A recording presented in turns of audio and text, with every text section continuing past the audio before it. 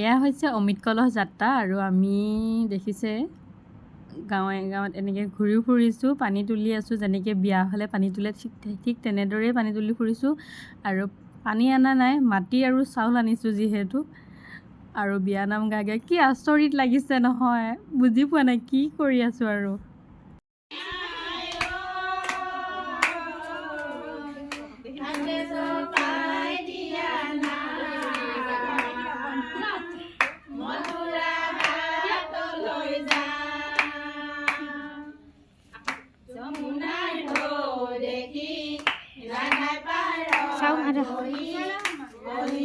হেৰিকেহে যাব চিধা।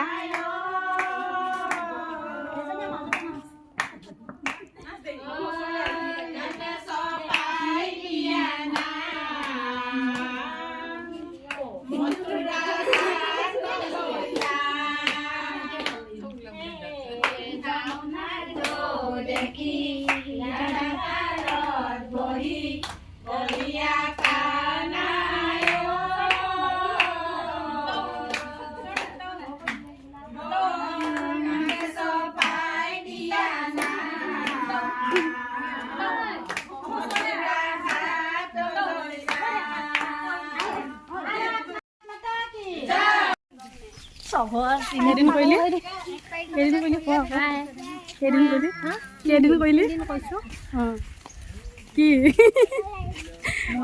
মাটি অমিত হেৰি মোৰ মাটি মোৰ অমিত কলহ যাত্ৰা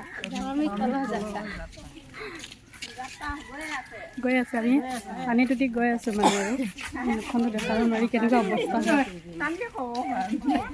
আৰু এয়া হৈছে আমাৰ অমৃত কলহ যাত্ৰাৰ পানী তোলা পৰ্ব। আৰু সকলো ঘৰতে যিহেতু ভিডিঅ' বনোৱা নাই সেইকাৰণে কিন্তু ফটো তোলা গৈছে, ফটোকেইখন লগাই দিছোঁ।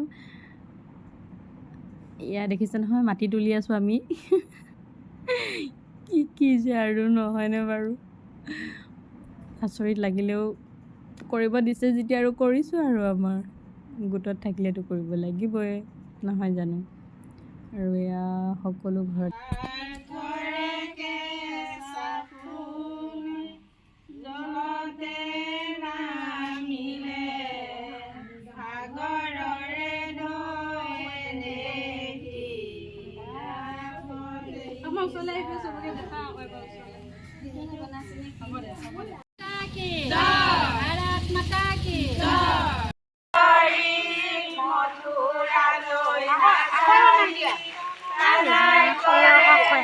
থাকিলোঁ।